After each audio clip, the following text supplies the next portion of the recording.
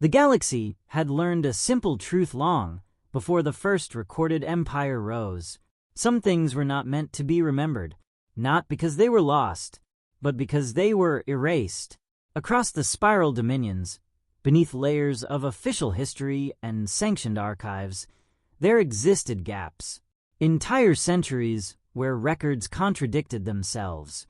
Entire star charts where regions had been marked, unmarked, and marked again as if reality itself had been corrected after the fact. And in every civilization that reached a certain level of advancement, the same warning eventually appeared. Do not look into the empty space beyond mapped borders. Do not trace the old transmissions still lingering in dead frequencies. And above all else, do not speak the name that appears in no language, but is understood by all who find it. Human, the Galactic Dominion, which had ruled for 12,000 years, pretended such warnings were superstition, a relic of primitive fear from younger species that had not yet learned to trust data over myth. But even the Dominion had its blind spots. Ambassador Kale of the Fourth Choir stood in one such blind spot, without realizing it.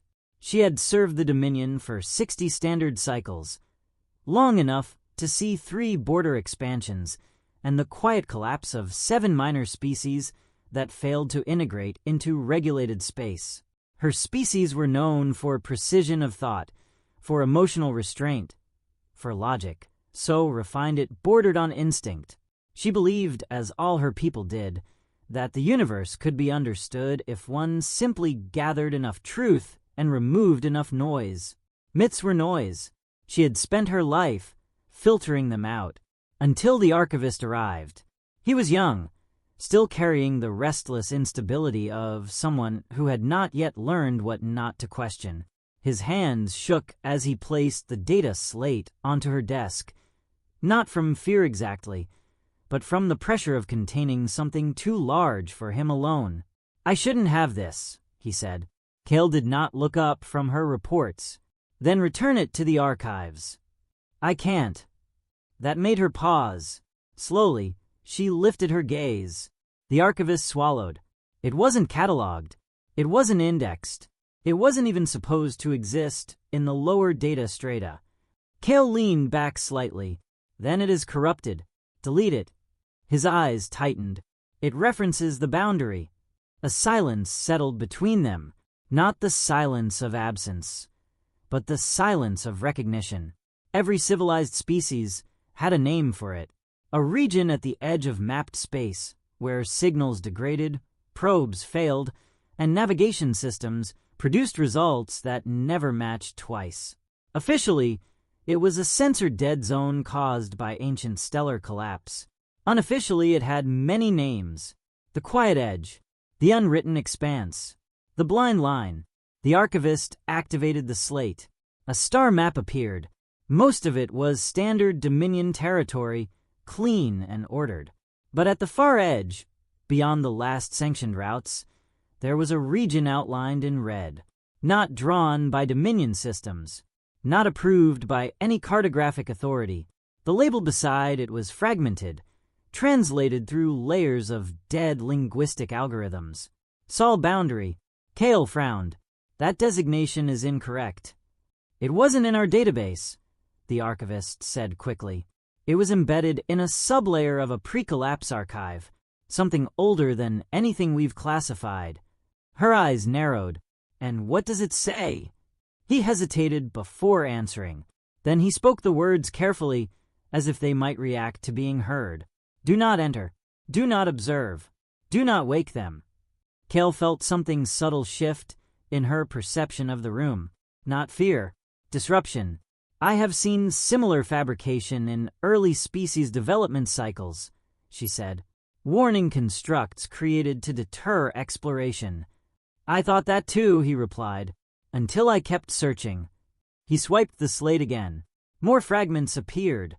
Encrypted logs, broken transmission chains, star charts that contradicted Dominion records by thousands of years, and repeated references, not in one language, not in one culture, but across dozens of extinct civilizations that should have never interacted, all pointing to the same conclusion. Something had been here before the Dominion. Something had shaped the borders of known space and then vanished without leaving ruins. Kale stared at the screen longer than she intended. Then she asked the question she already knew she should not ask. What were they called? The archivist looked up, and for the first time, his voice lost its uncertainty. Humans. The word did not translate cleanly. It did not belong to any known linguistic root. Yet it felt familiar, as if the galaxy itself remembered it even when minds did not. Kale closed the slate. "This is not approved research," she said calmly. "It is not research," the archivist said. "It is a pattern, and patterns do not lie." She stood slowly, turning toward the vast viewport of the station where distant stars drifted in perfect silence. Somewhere out there, beyond sanctioned space, beyond mapped order, beyond every rule the Dominion had built its existence upon, there was a boundary that no one crossed, and something that every civilization agreed, without ever admitting why, should not be remembered. Kale spoke quietly. "Show me everything." Behind her, the archivist exhaled like someone who had just stepped off a ledge, and far beyond the edge of known space, in the dark between older stars, something that had been waiting without time registered a faint disturbance. The Dominion believed in order above all things. Order of law, order of data, order of explanation. Anything that could not be classified was considered temporary. Anything that resisted classification was considered irrelevant. But what Kale was now looking at did not behave like anything the Dominion understood. It resisted not just explanation, but consistency. The archivist had taken her to the lower archive cores, the kind of place no ambassador ever visited. The air was colder there, not physically, but perceptually, as if the station itself forgot how to breathe properly in these depths. He led her through layers of dormant data vaults until they reached a terminal that still carried legacy architecture from before Dominion unification. "I shouldn't be able to access this," he said quietly. "You already said that," Kale replied. "I mean it differently now." He initiated the sequence. The screen flickered. For a moment, nothing appeared. Then fragments began to assemble themselves, not as files being opened, but as if something on the other side was noticing they were watching. Kale stepped closer.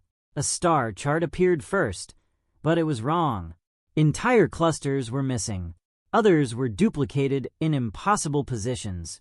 Space itself seemed slightly misaligned, like a reflection scene in broken glass. Then came the logs. Not Dominion logs. Older. Pre-Dominion. Pre-unification. Some even predating known interstellar travel eras. Kale's eyes narrowed. These sources should not exist in digital format. "They shouldn't exist at all," the archivist said. A pulse of static ran across the screen. Then text formed. Not translated, not decoded, directly comprehended. Kale felt it before she understood it. A pressure behind thought. A recognition without memory.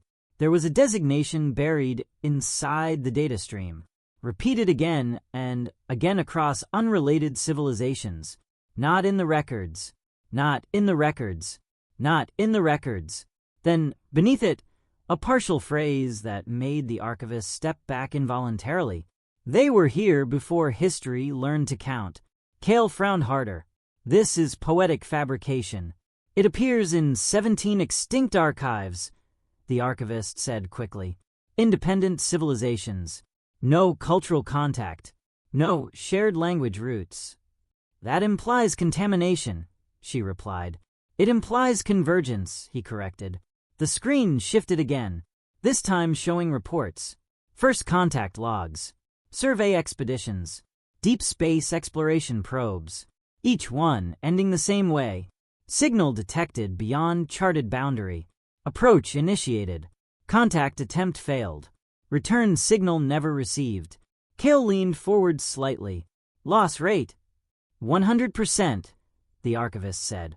That is statistically impossible. I know. A new file opened on its own. Neither of them initiated it. Neither of them touched the controls. Kale felt the instinctual unease of a trained diplomat recognizing when a system stopped behaving like a system. The file contained imagery. At first it looked like sensor noise. Then it resolved. A shape, not fully visible, not fully present. A structure that seemed to exist in multiple interpretations at once. Sometimes mechanical, sometimes organic, sometimes neither. It was surrounded by darkness that did not behave like absence of light, but like refusal of observation.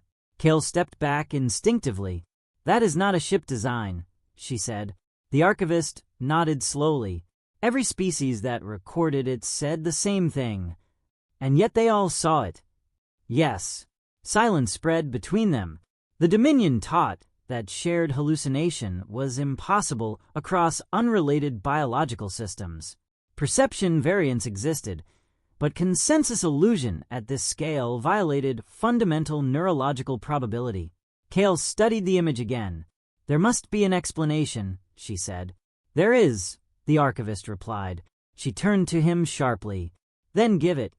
He hesitated, then spoke the words he clearly did not want to say. They were afraid of it. Kale's expression hardened. Fear is not evidence. No, he said quietly, but disappearance is. He brought up another record. This one was audio.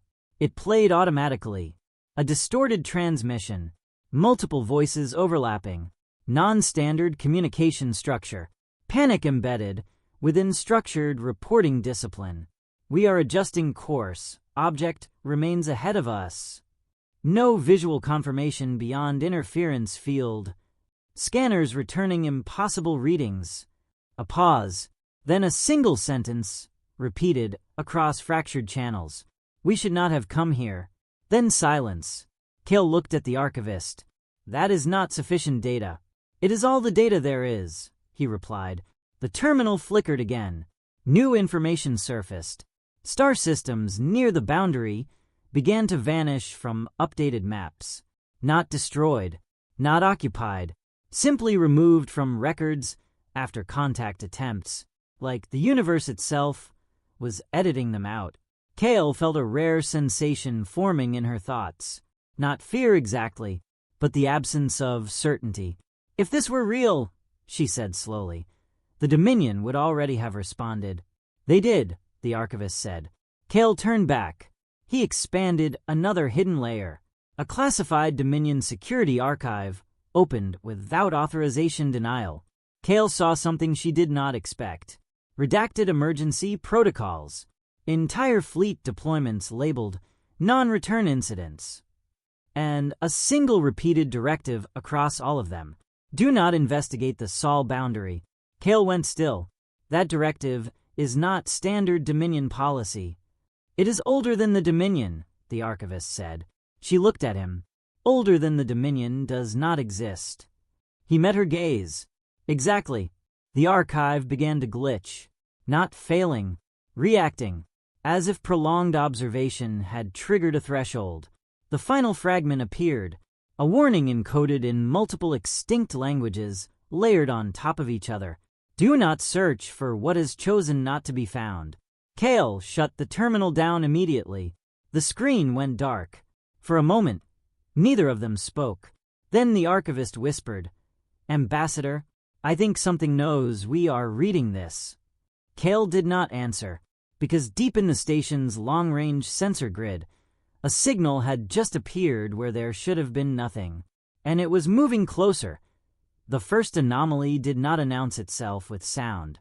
It arrived as absence. The Dominion probe drifted across the outer boundary of mapped space, its hull systems operating at perfect calibration, its sensors aligned with absolute precision. It was designed to remove uncertainty, to convert unknown regions into structured knowledge. And for the first few minutes, it succeeded. Empty space, stable radiation fields, old star remnants, behaving predictably. No irregular gravitational distortions. No hostile emissions. No signs of life. The probe transmitted continuously. Clean data. Orderly data. Safe data. Then, without warning, the transmission stream paused for exactly 0.4 seconds. In the control room, Kale noticed it immediately. That was a compression fault, she said.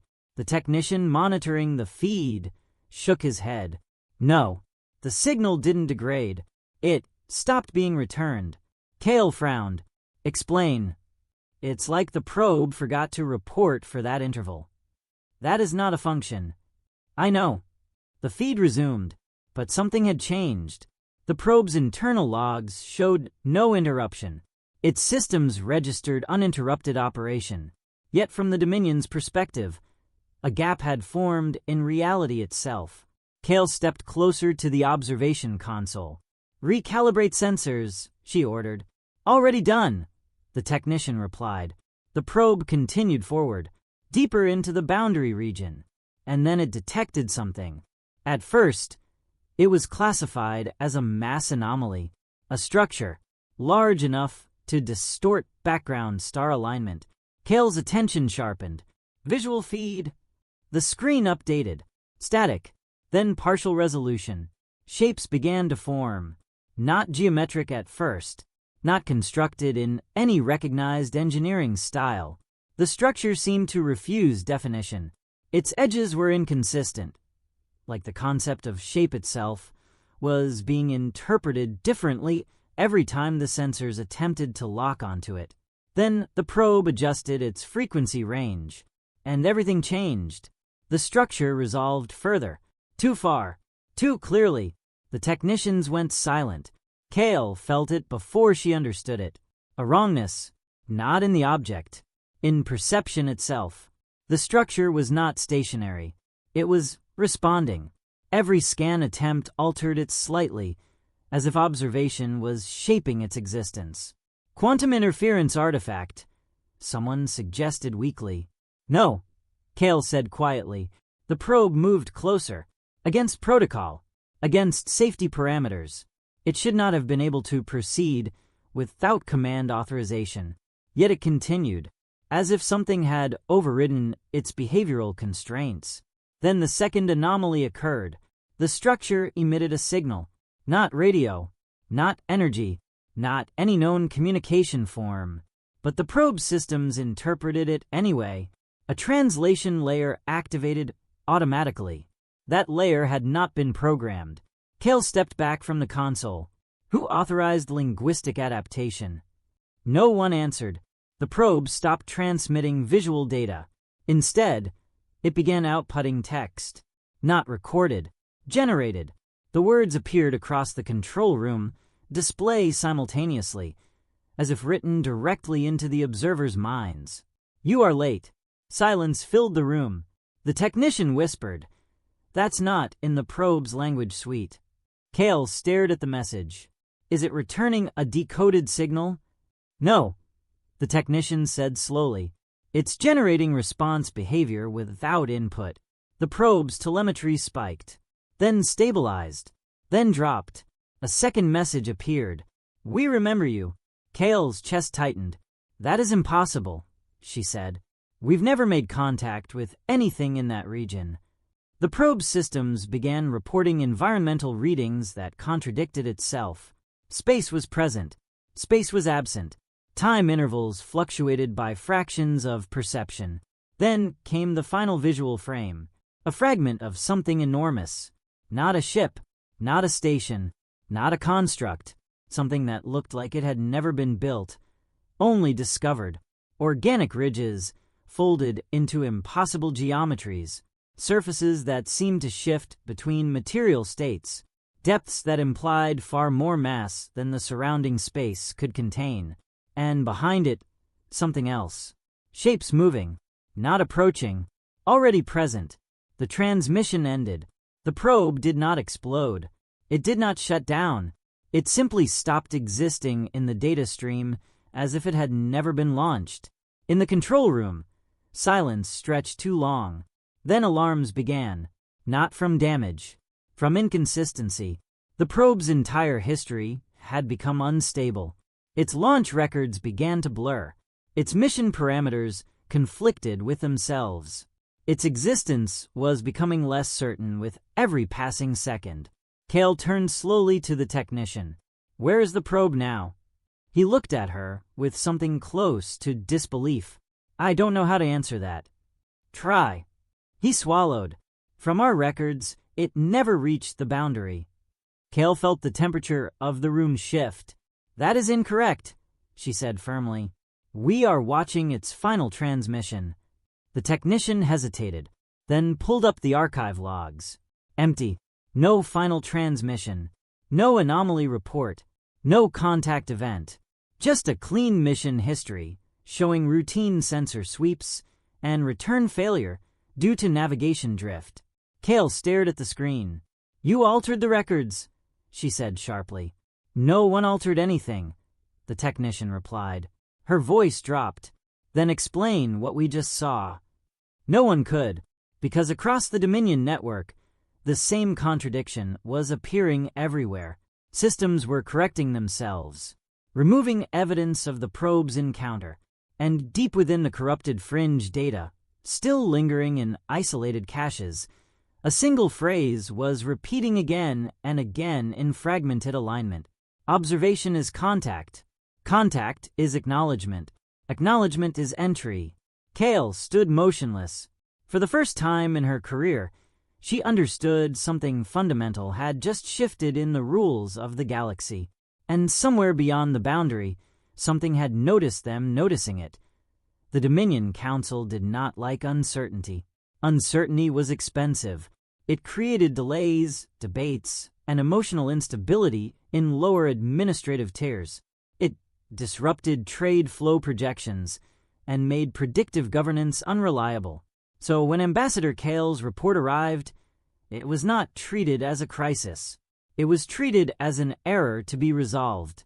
The council chamber was vast, layered in concentric rings of seated representatives from dozens of integrated species. Each spoke with calm authority, their voices filtered through translation harmonizers that removed emotional distortion and left only structured meaning. Kale stood at the center. The archivist was not permitted to attend. "You are reporting a lost probe," one counselor said. "I am reporting a contact event," Kale replied. A faint ripple moved through the chamber. Not alarm. Disapproval. "There are no sanctioned entities in that region," another counselor said. "The Sol boundary is a sensor dead zone. You are attributing intelligence to system failure." "It was not system failure," Kale said firmly. "It was response behavior." A pause. Then a third voice, older, slower. "Ambassador, Dominion law is clear. Intelligence requires continuity, replication, and verified origin. You have presented a single unrepeatable event." Kale held her posture, then explained the correction of all historical records regarding the probe. That statement changed the tone slightly, not into belief, into concern. A council technician activated the central archive display. Data flowed across the chamber walls. Probe launch records, mission parameters, sensor logs, all intact, all consistent. No anomaly, no contact, no signal beyond expected background noise. The counselor leaned forward. "As you can see, there is no evidence of deviation." Kale stared at the display. "This is not the same record," she said quietly. "It is the official record," the counselor replied. The probe transmitted a final message. It recorded an entity. It displayed structured responses. It was erased from continuity. The chamber fell into a heavier silence. Then one counselor spoke softly. "Erased by whom?" Kale hesitated. That was the question no one wanted answered. "I do not know," she admitted. The council responded immediately, not with fear, with dismissal. "Then it is not actionable." Kale's hands tightened slightly. "We lost an entire probe. We received an impossible transmission, and the records changed after the event." Or, another counselor said, You are experiencing cognitive correlation bias induced by proximity stress. That phrase was familiar, a polite way of saying she was mistaken. Kale looked across the chamber. You are not listening.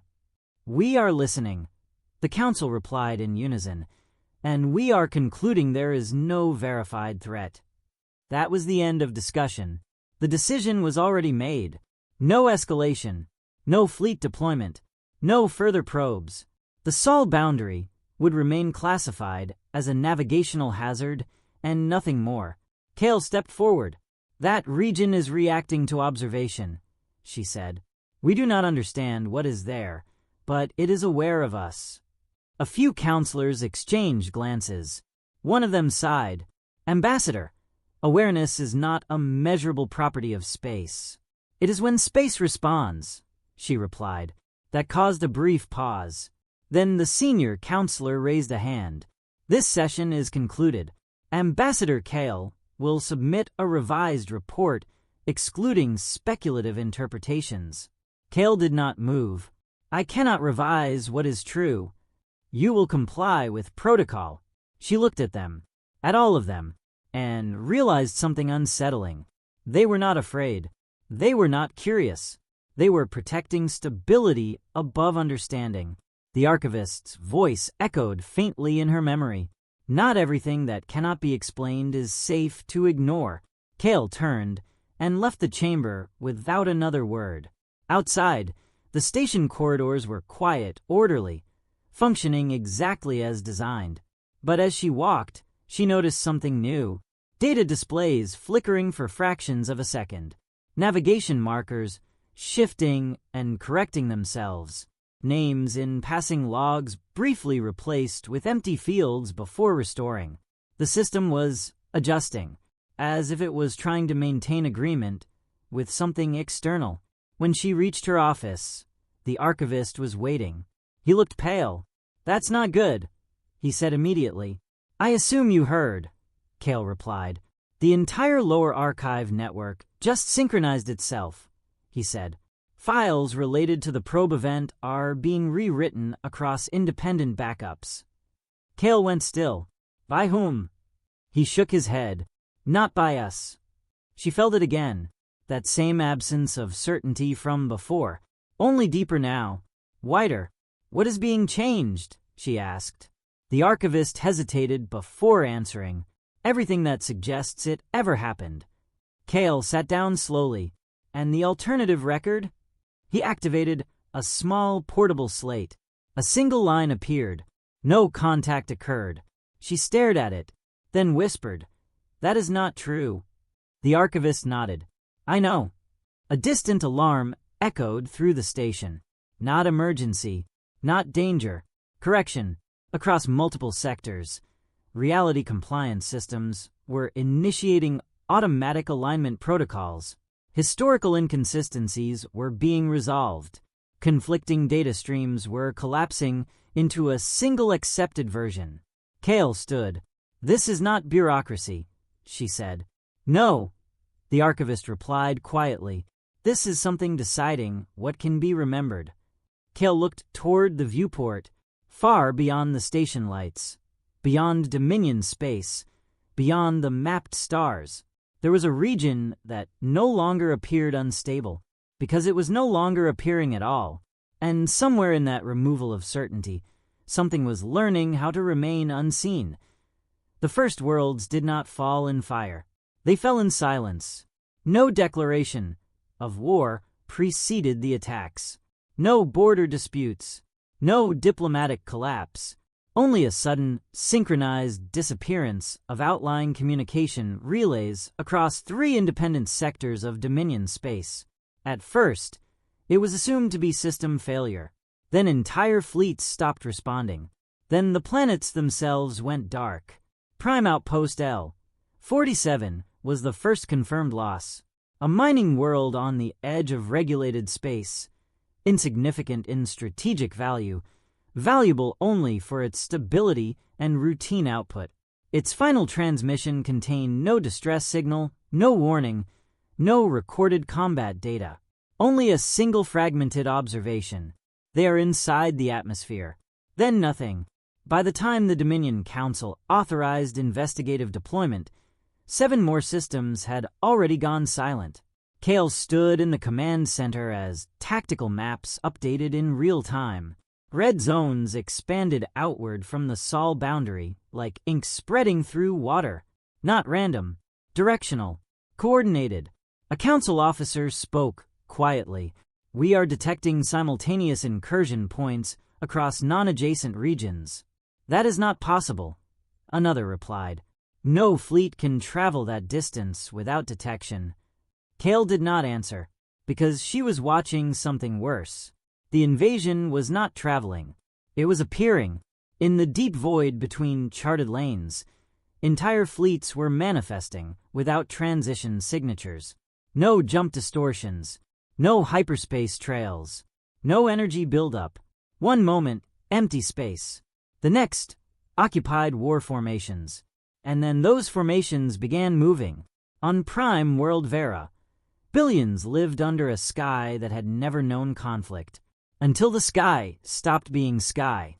Sensors registered atmospheric disturbances first, then orbital shadows, then shapes descending through cloud layers like falling continents. Defense networks activated automatically, but the response time was irrelevant. The attackers were already inside engagement range before targeting locks could stabilize.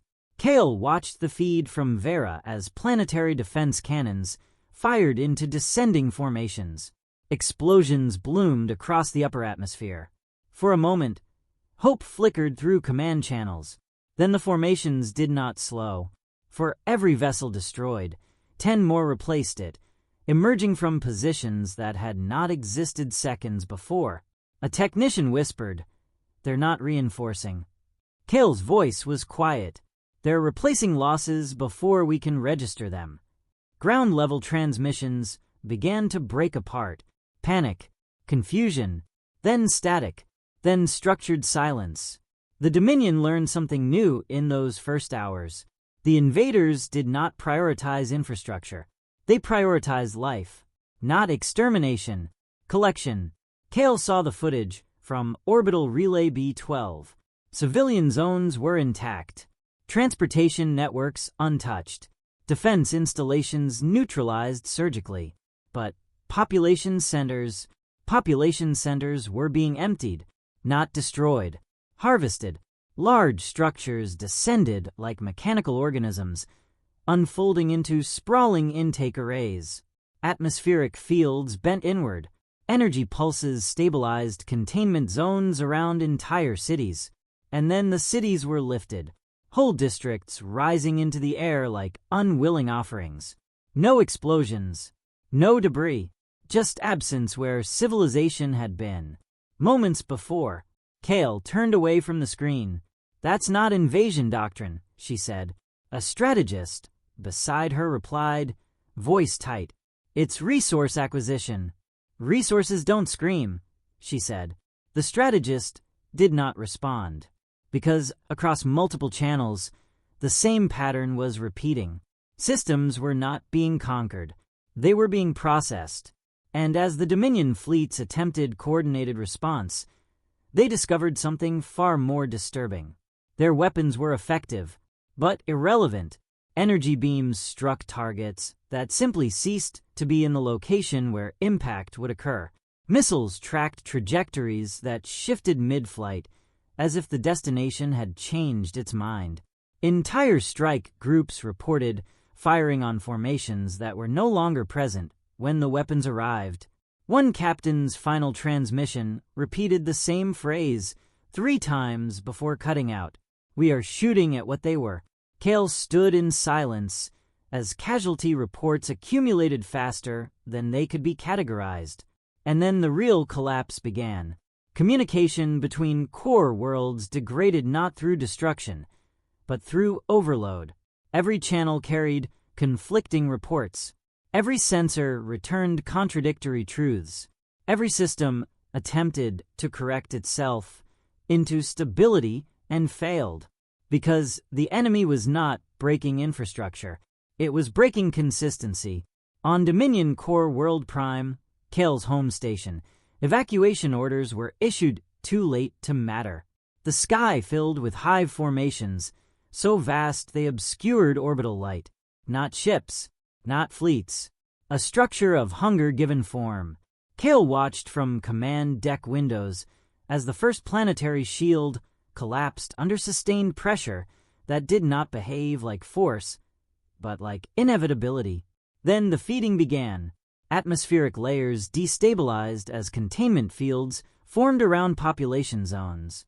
Entire continents flickered between visibility states as if reality was struggling to decide whether they should remain present. Kale's comm channel crackled.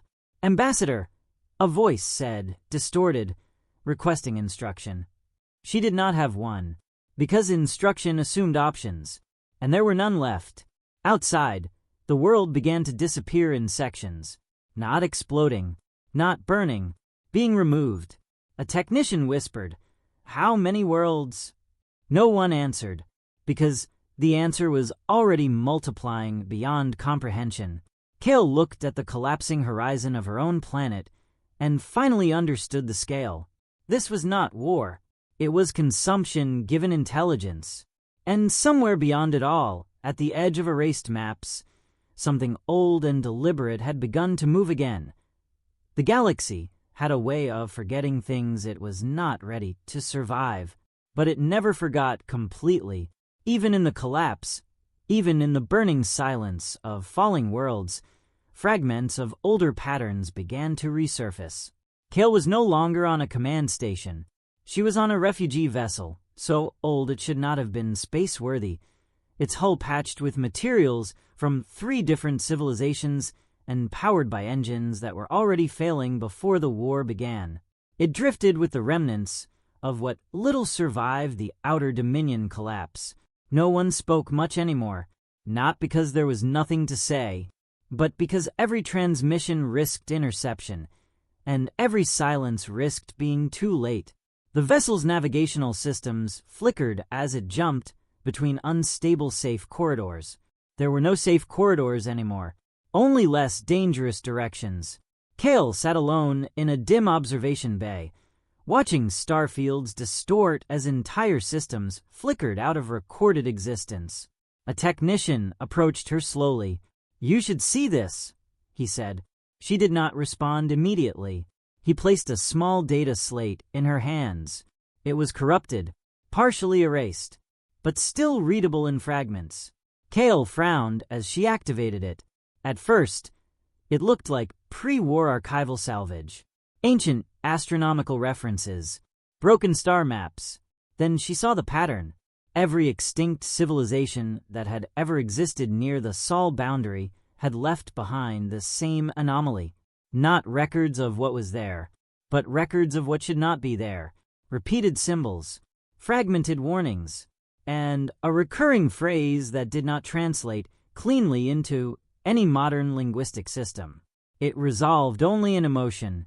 "Do not wake what remembers you." Kale felt something tighten in her chest. "This is older than Dominion space," she said quietly. The technician nodded. "Much older." The archive continued.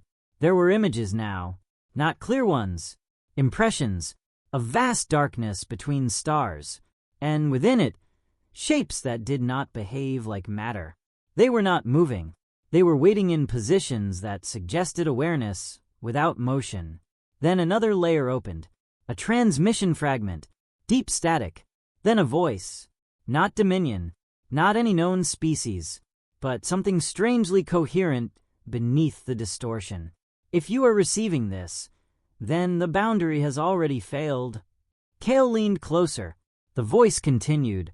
"We tried to remove them from history, not because they were dangerous, but because remembering them makes them real again." The technician stepped back slightly. "That's not possible. Information doesn't alter reality." Kale did not answer immediately, because she had already seen too many things that disagreed with that assumption. The transmission shifted. They were not gone. They were never gone. They were simply not observed. Static intensified, Then a single clear fragment broke through. Humanity is not a species. It is an outcome.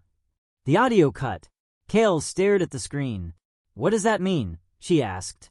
No one answered, because the ship's sensors suddenly detected something outside normal space. Not an object, not a fleet, a presence of structured gravitational distortion, moving in patterns that suggested intentional observation. The vessel's alarms did not activate. They were overridden. Every system froze for half a second, then resumed with altered calibration values. Kale stood quickly. What just happened? The technician checked diagnostics, his face pale. Our sensor baseline just changed. Changed how? He hesitated, like something recalibrated what we are allowed to detect. Kale moved to the viewport. At first, there was nothing. Then the darkness outside the ship subtly shifted, not visually, conceptually, as if space itself had adjusted how it was being perceived. And within that adjustment, something became visible that had not been there before. A structure, not massive in the conventional sense, but layered, depth beyond geometry, forms that suggested construction but refused definition, and around it, smaller silhouettes. Ships, not Dominion, not Hive, something else entirely. Organic curves folded into impossible engineering logic, as if grown rather than assembled. Kale felt her breath slow. The archivist's voice echoed in her memory. Do not wake them. But they were not waking. They were already awake. A signal arrived.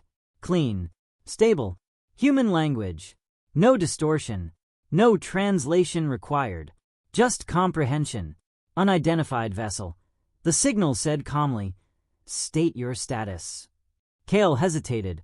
Her entire career had been built on structured diplomatic response. But none of those protocols accounted for this level of impossibility. "We are survivors," she said finally. A pause followed. Not delay. Consideration. Then the voice responded.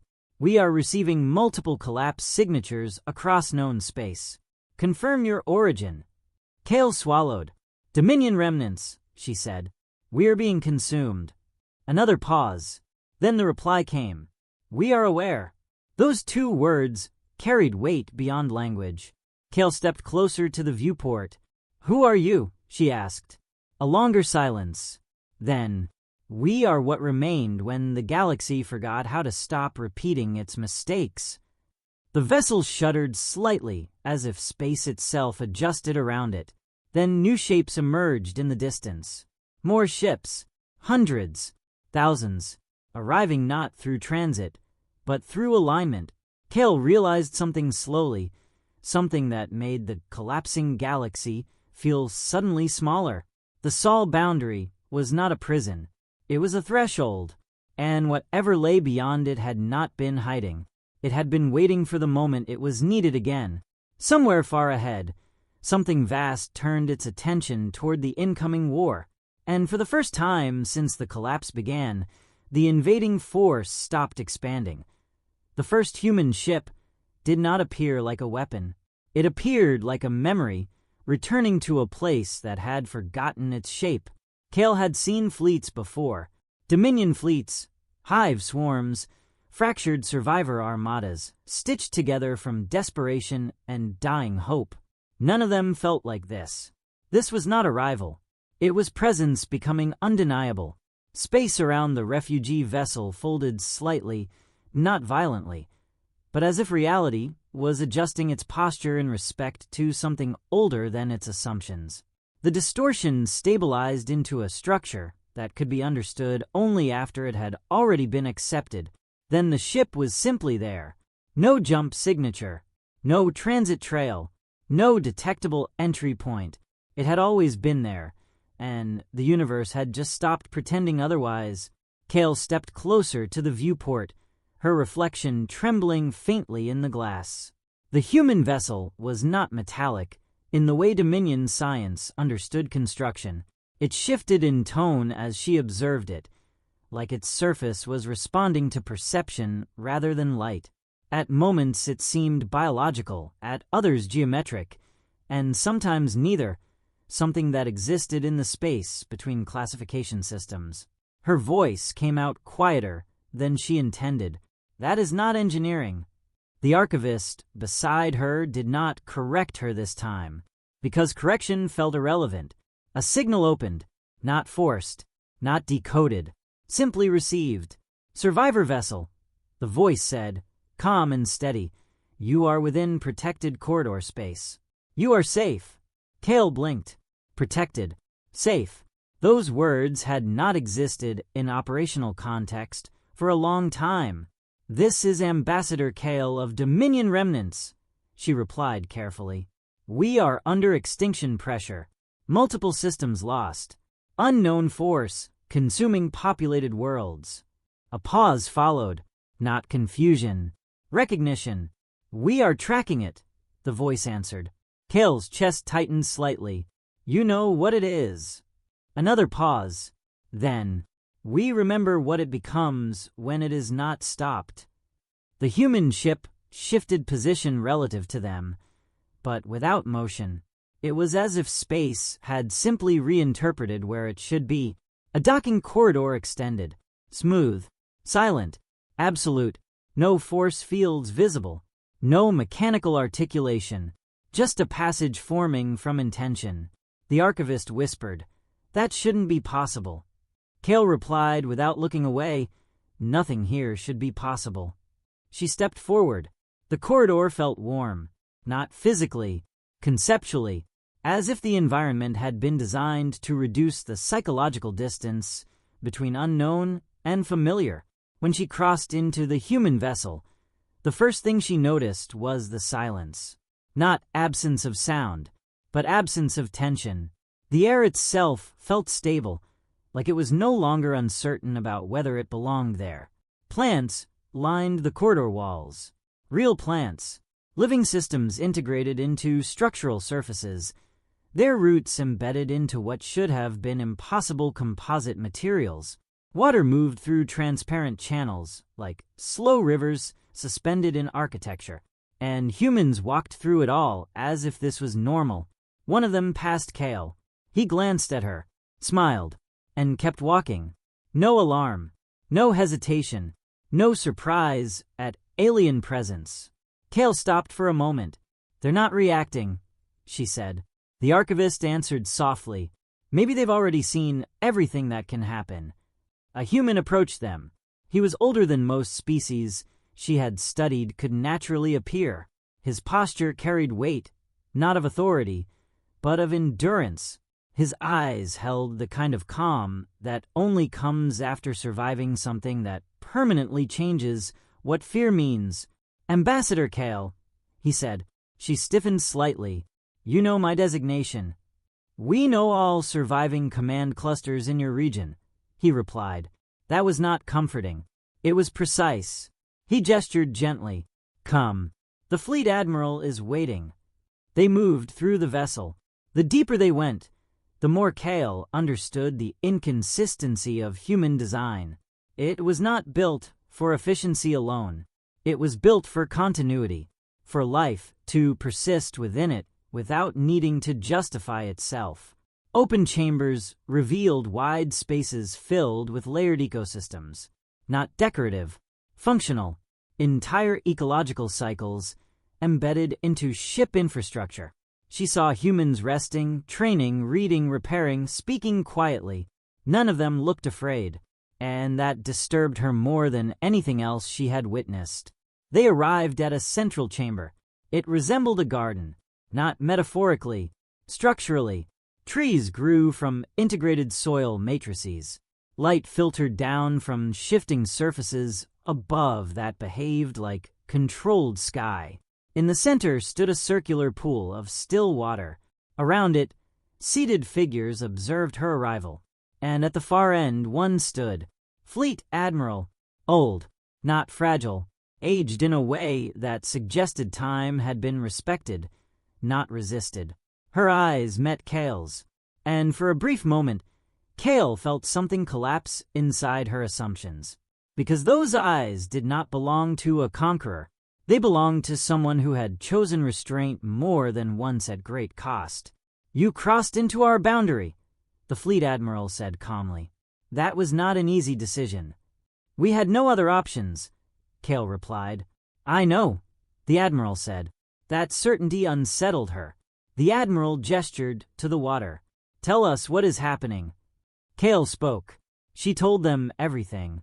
The consumption of worlds, the fleets that appeared without transit, the correction of reality records, the impossibility of tracking an enemy that did not remain consistent long enough to be targeted. She spoke until her voice felt distant to herself. When she finished, silence filled the garden. Not shock, not disbelief, understanding. The fleet admiral closed her eyes for a moment, then opened them again. "We have seen this pattern before," she said. Kale stepped forward slightly. "Then you know what it is." A pause.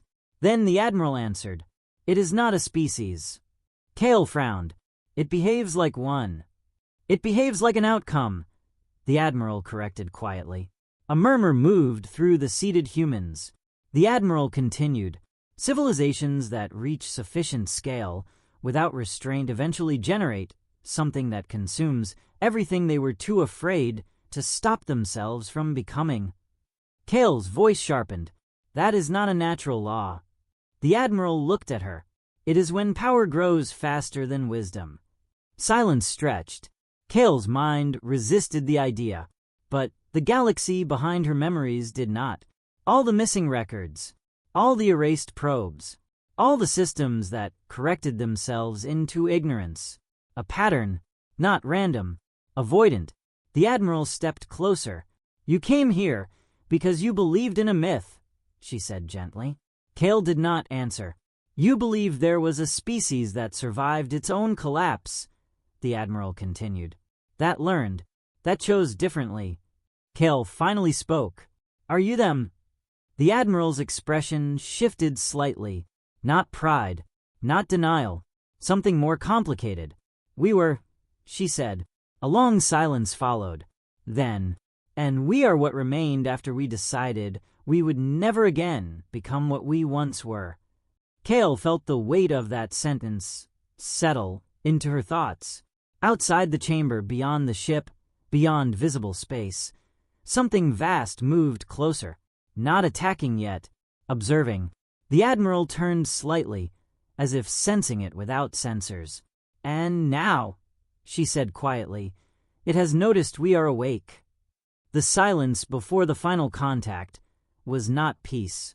It was pressure. Kale could feel it even inside the human vessel, as if space itself had begun holding its breath. The garden chamber no longer felt isolated from the outside galaxy. It felt like the center of a widening storm that had finally found something worth collapsing around. The fleet admiral stood motionless beside the pool of water. Her expression had changed. Not fear, not surprise, recognition sharpened by inevitability. "They've gathered," she said quietly. Kale stepped closer to the viewport of the chamber. Beyond the human ship, the darkness was no longer empty. It was layered with movement. Vast structures assembling without visible transition, forming a shape that could only be described as coordinated hunger.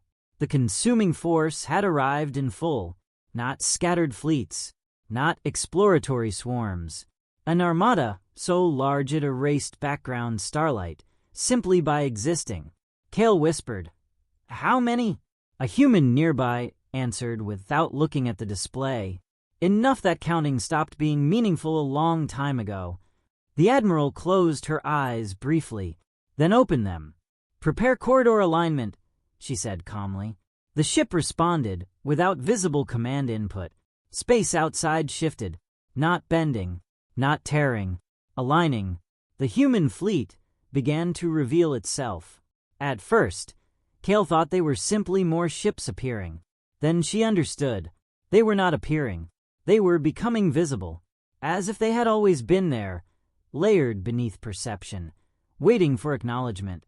Ships of impossible design stretched across vast distances. Some looked grown, Some looked structured from principles that had no translation into Dominion science. Others seemed less like vessels and more like stable thoughts held in physical form. Kale felt something in her understanding break slightly. "These are not warships," she said. The fleet admiral replied softly, "They are what remains when you refuse to build only for war." The enemy armada advanced. Hive structures unfolded across space, like living fortresses. Planet-sized vessels exhaled streams of captured matter.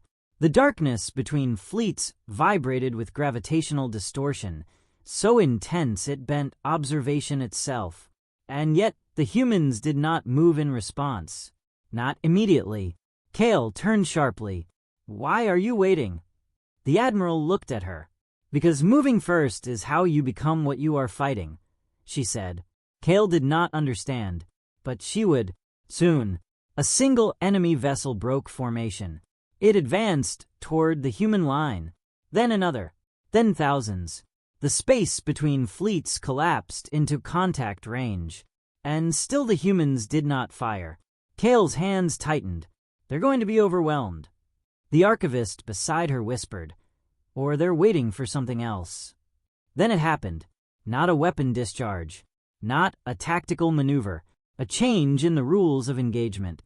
The human fleet responded as one, but not with force, with absence. Enemy formations began to lose coherence, not destroyed, not impacted, unstitched from the assumptions that allowed them to exist in stable configuration. Entire sections of the Hive armada simply failed to remain consistent in space-time. Ships flickered, then became uncertain, then became nothing at all. Kale staggered slightly. "What is that?" she asked. The admiral answered without looking away. "Correction. More enemy vessels advanced, and more of them stopped existing in structurally valid reality. Some were displaced into non-interacting spatial layers. Some were frozen in temporal suspension. Some simply returned to states where they had never assembled. The battlefield became a contradiction that could not stabilize. And the consuming force, for the first time in its recorded existence, hesitated. Kale saw it. Not fear, confusion, a system encountering resistance it could not integrate. Then the admiral spoke again. Now, the human fleet moved, not forward, not outward, but across dimensions of position that Kale could not map. Ships reappeared inside enemy formations that no longer agreed on where they were supposed to exist. The conflict lasted 9 hours, but it did not resemble battle. It resembled dismantling something that had been incorrectly assembled across reality itself. When it ended, there was no explosion, no victory cry, no final strike, only absence. The consuming armada was gone, not destroyed in space, removed from coherence. Kale stood frozen. Her mind searched for familiar categories. War, genocide, defense. None applied cleanly. The fleet admiral exhaled slowly. "It will not return in this form," she said. Kale turned to her. "What did you do?" The admiral looked tired now, deeply tired. "We reminded it that existence requires permission from stability," she said. Kale's voice was barely audible. "And if it learns—" Again, a pause. Then the admiral answered honestly, "Then we will correct it again." Silence filled the chamber. Not emptiness, completion. Outside, the galaxy was still, not healed, not safe, but no longer actively collapsing. Ships from shattered civilizations began to arrive in scattered streams. Not militaries, not governments, survivors. They did not come to conquer. They came to look, to confirm that the impossible had happened. Kale watched them from the viewport. "We could rebuild everything," she said quietly. "With this power." The admiral shook her head immediately. "No." That response was absolute. Kale turned. "Why not?" The admiral's gaze softened slightly. "Because we already did that once," she said, "and it nearly erased everything." Silence followed. Then she continued, We will help repair what was broken. We will stabilize what remains. We will teach what we learned, but we will not become the center of anything again. Kale studied her carefully. You will leave again. The Admiral nodded. Yes. Kale felt something unexpected. Not loss. Understanding. The Archivist spoke quietly beside her. So what happens now? The Admiral looked past them both, toward the endless dark beyond the ship. Now we go back to where we cannot be easily found, she said, and we wait. For what? Kale asked. The Admiral's answer came without hesitation. For the next time the galaxy forgets what restraint means. A long silence followed. Then Kale looked out at the stars. For the first time since the collapse began, they did not feel like witnesses to extinction. They felt like something watching back. And somewhere far beyond mapped space, in regions no longer charted or feared, the humans began to fade from visible presence once more. Not gone, not hidden, just no longer needed. And in their absence, the galaxy learned a new kind of fear, not of monsters, but of the quiet certainty that monsters were only ever a last resort.